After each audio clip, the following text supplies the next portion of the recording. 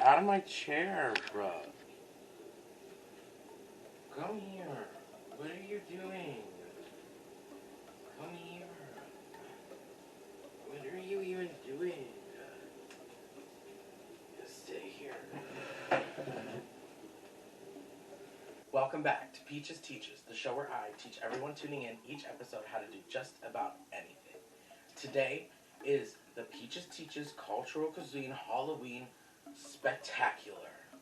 Peaches teaches all the fucking things that you can do. While your cat sits next to you because he stole your chair and you had to move his fat ass. I'm so excited because this is officially the return of Peaches Teaches Cultural Cuisine. I'm so freaking excited. Today we are making traditional Irish barmbrack, which is kind of like a Christmas cake, but it's more like a bread. And it's referred to as like speckled loaf or speckled bread. And it was originally created as a way during harvest time for them to preserve a lot of the ingredients so that those ingredients wouldn't go wasted.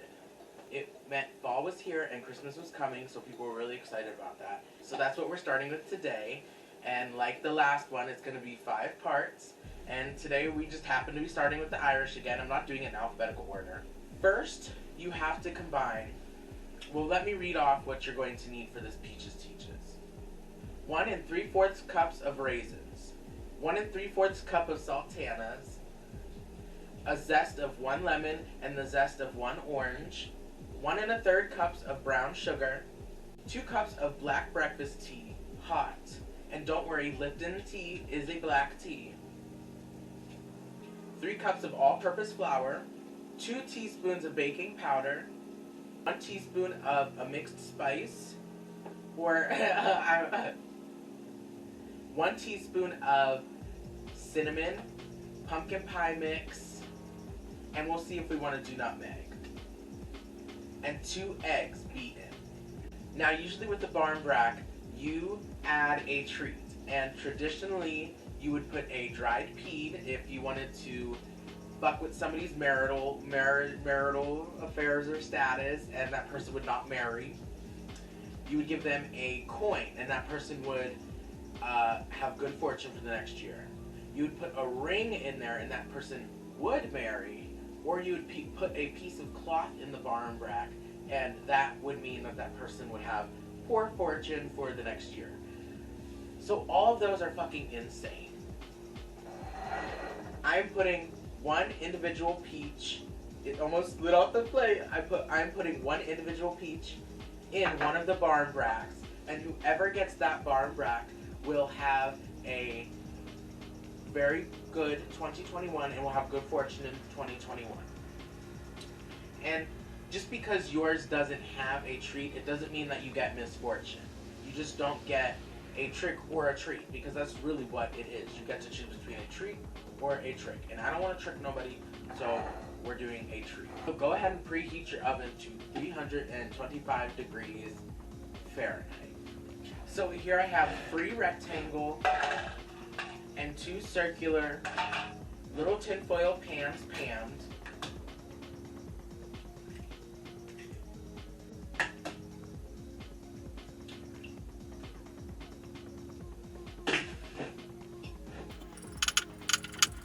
So let me show you how to make this mixture right now, because I did this last night. So this part of Peaches Teaches, you do the night before you make the barmbrack itself. The barmbrack itself. Go ahead and turn your water on. This is going to be needed for your black breakfast tea. And don't worry, because Lipton tea is a black tea. So for my 2 cups of tea, I'm going to be using 2 packets of Lipton. You can begin by placing your 1 3/4 cups of raisins, 1 3/4 cups of sultanas or golden raisins into a glass dish. Now you can add 1 1/3 cups of brown sugar. I can't find our zester, so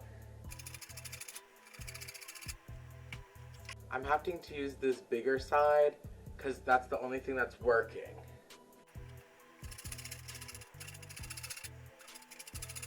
Now that our water is boiling, I'm going to remove it from the heat. I'm going to put it down on warm, and I'm going to place in my 2 Lipton packets.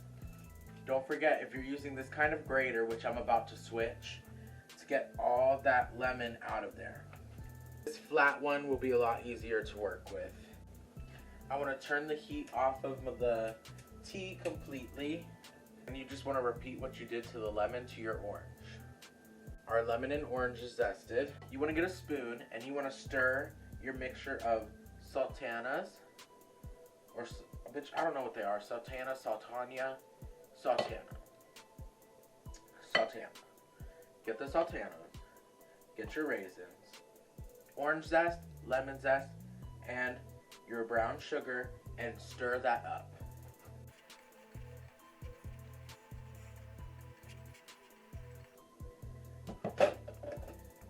So now that you have that mixed up nicely, now what we're going to do is secret Irish step, sweetie. Add a splash of your favorite whiskey. I'm going to add cinnamon fireball because I like it and it'll add a cinnamon flavor, and it may or may not be the only whiskey in the house at the moment. That's how full she be.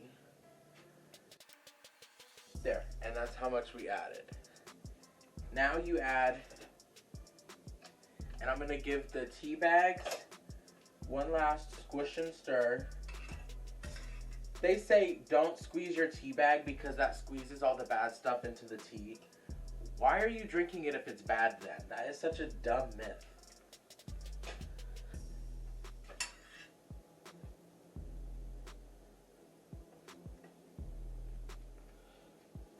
So now we are going to dump our hot black tea into our mixture. And you're going to stir that until well combined. What you do is you get your girl Saran. You remember Saran, honey, from some episodes back? Get your Saran, hey girl. Place it over your bowl. This mixture sits right here at room temperature overnight. I'll see you all in the morning to make the barn brack. Eat your lemon and orange. Don't throw it and waste it, you ass. So here it is. And now what we're going to do is we're just going to set that to the side. I know we're excited to see what's going to be going down with it. But first you're going to need a glass dish. And we're going to put our dry mixed ingredients in here. So what we're going to put in here is flour, the baking powder, and your spices. Place 3 cups of flour in your glass dish.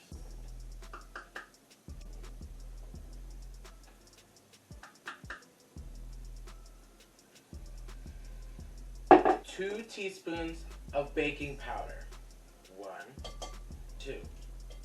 And now this part, I just want a little bit of cinnamon because I used the cinnamon whiskey, and pumpkin pie mix. Okay. I did about 3 teaspoons just then. So go ahead and whisk that all together.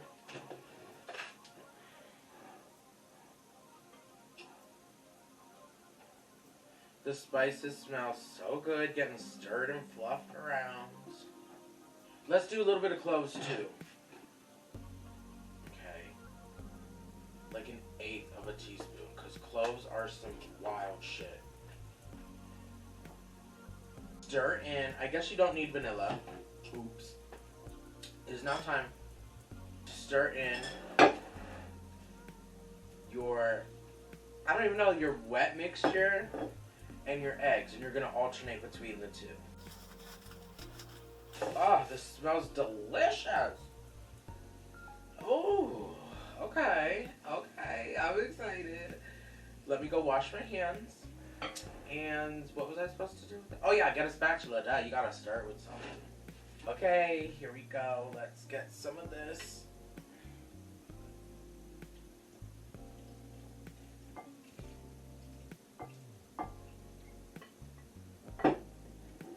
That smells delicious for something that sat out at room temperature overnight.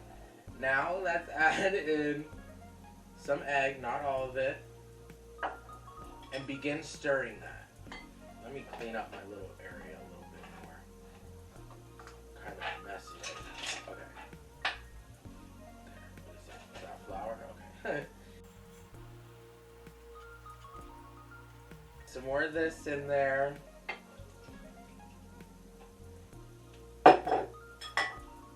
Egg. Egg. Oh. That's literally what it was like. Oh yeah, now we're working with magic. Here we go. It's coming together. Woo! I lost track of where the back and front of the spoon is. Oh my gosh. Okay. The last of your egg.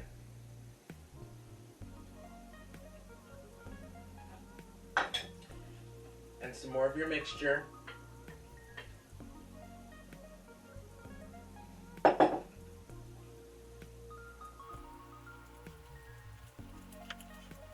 Oh, there's the front of the spoon. I found it now.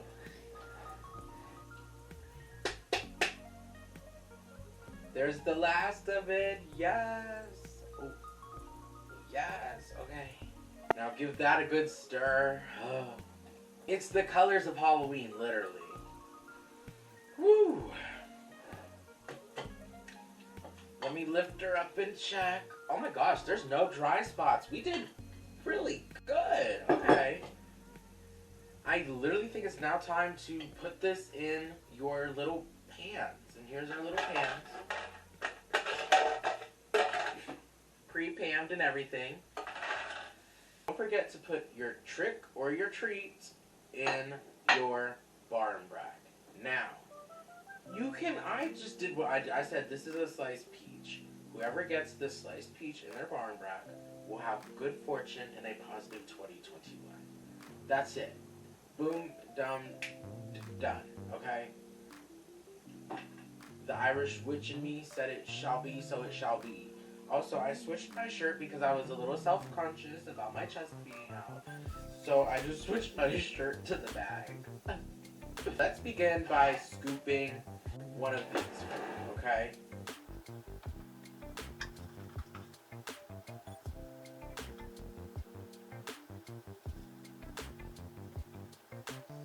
Now be patient with this mixture because it's very goopy.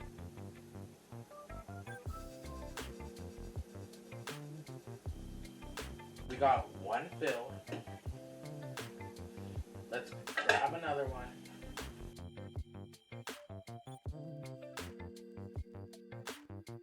Now normally, this is going to take you 1.5 hours to cook if you're putting them in a 9x9 pan. But because we are doing these little ones, we are going to check them every 15 minutes just to make sure that nothing burns and goes wrong with them.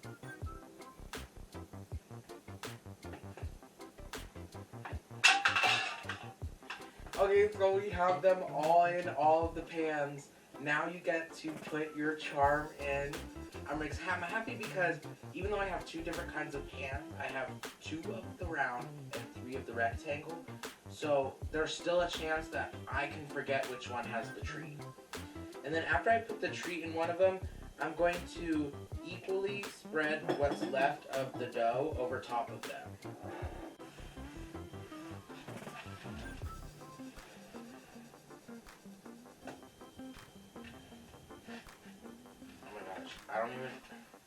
I don't want to knock anything over, but I can't really see what I'm doing. Okay. Here we go. I honestly can't remember after that which one it's in, but I'm just going to cook them all, and then my mom's going to decide which one we keep. So one of these bad boys, bad mama jammas, has a treat inside. Because I'm not going to give out a trick.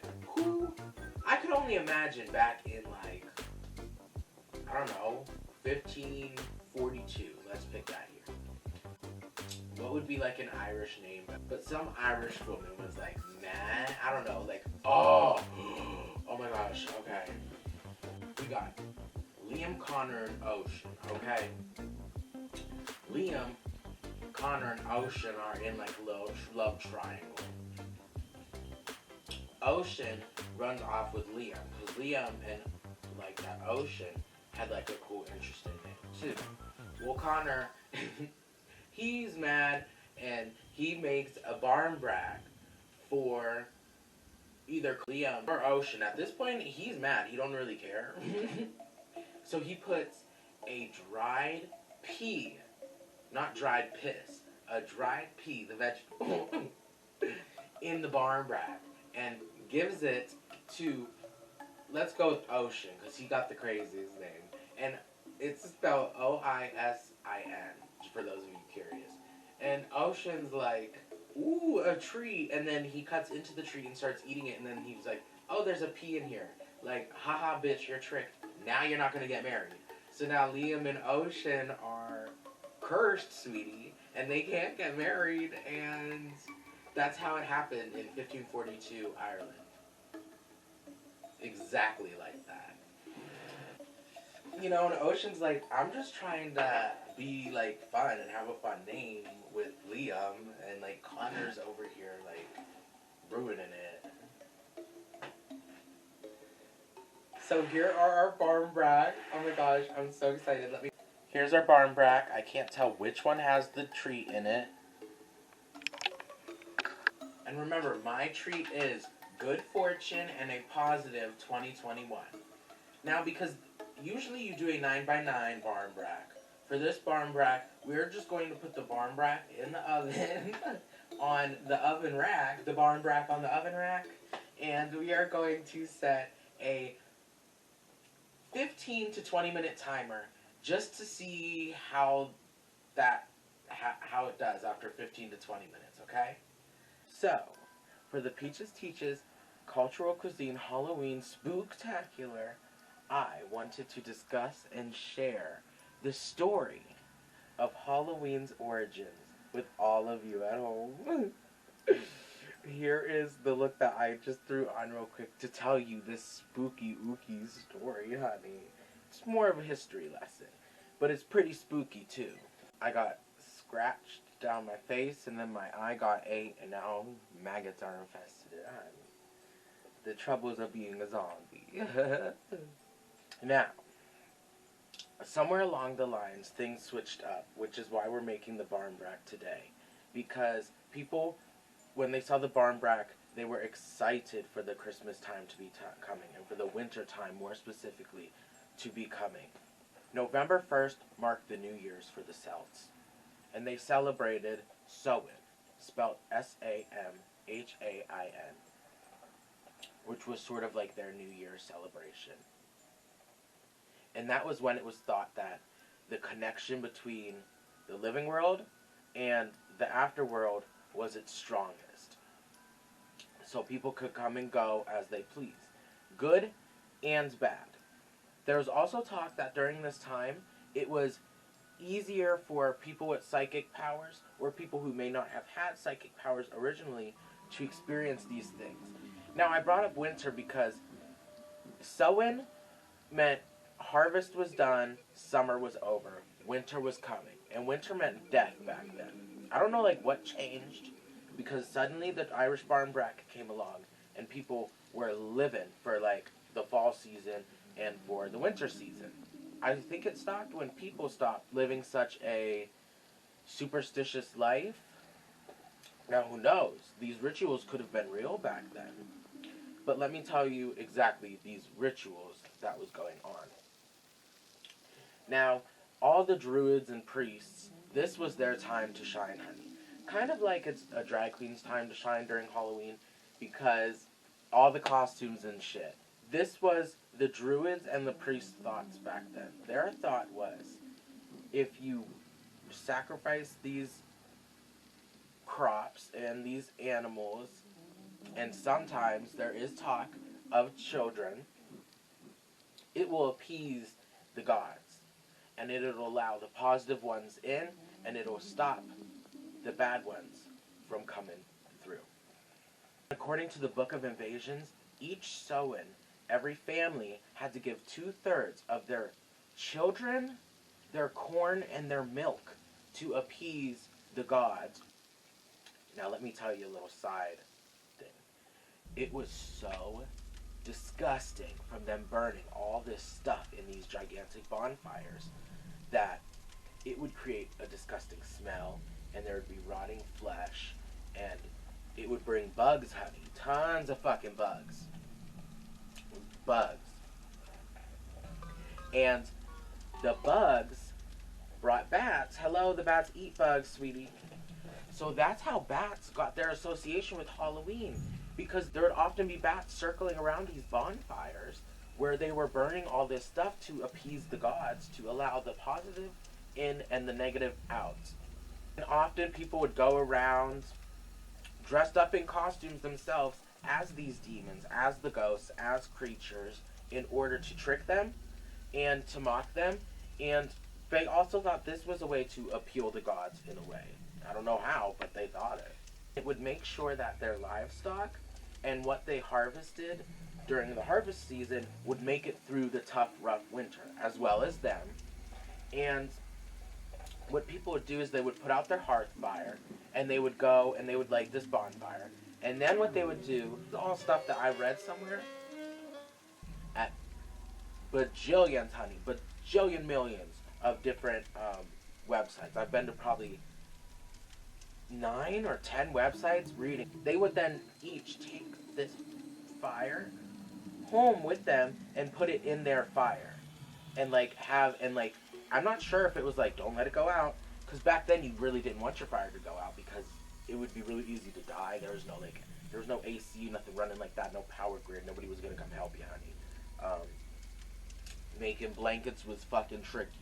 So they would try to, I guess, drive spirits away by keeping a fire in their home lit after Samhain by bringing some of that bonfire back home.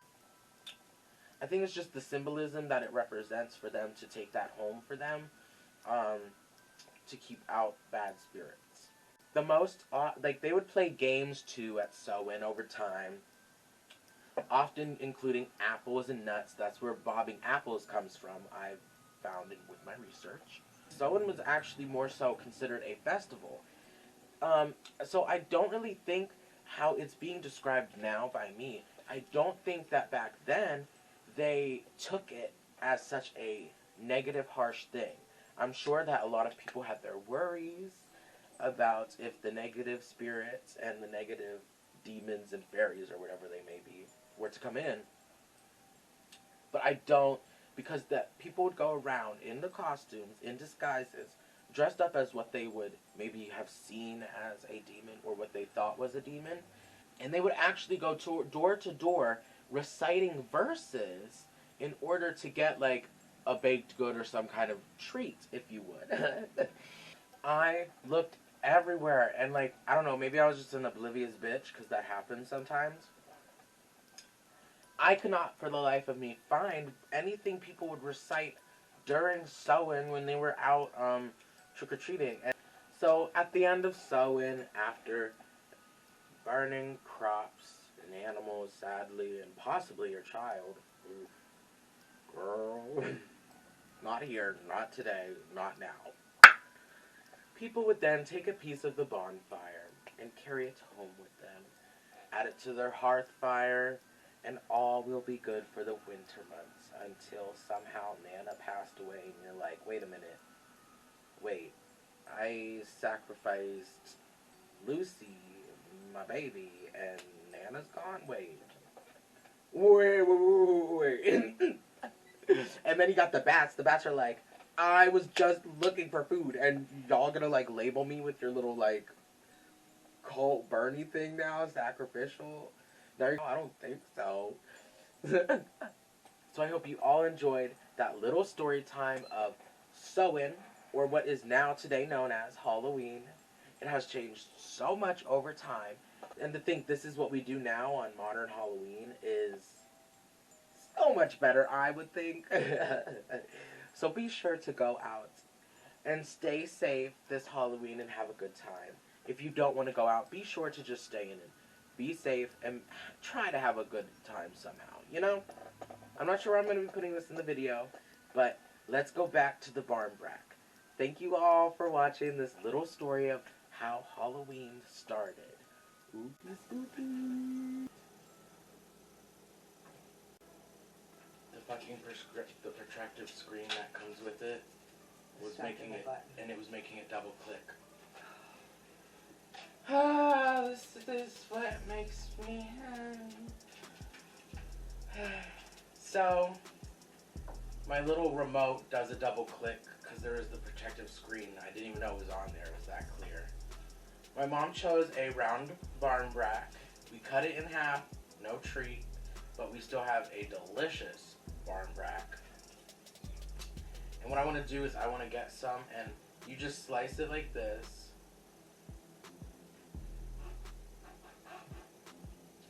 I'm going to split it down the center.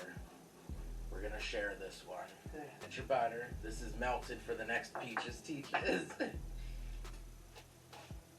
And you can toast these. And have them toasted with butter too. They recommended doing that as well. Thank you. You're welcome. Glad we had another slide. There's no big reveal on camera though for the treat, but yeah, I lost. But look what I got instead. Can you see it? Tomatillo inside its skeleton skin. Just thought it was pretty cool. What a shirt. oh, I was gonna take a bite out of that. Oh, there you go, honey. One bite. Take a bite. Open it. Open it. Very good. 5 out of 5. I agree. 5 out of 5. I'm still just as happy having it the second time as I am the first As you time. mentioned, at night with hot chocolate. Yep. In the morning with your coffee. Yep. In the afternoon with your tea. Yeah, and all the hot drinks. So go put your kettle on. So, that's the barn brack. 5 out of 5 peaches, like we both said. I hope you all enjoyed this episode. And thanks for tuning in to the very first Peaches Teachers Cultural Cuisine Halloween Spooktacular. Oh. Thank you all for watching. I hope you learned something new and want to come back for another episode. Bye. And happy Halloween.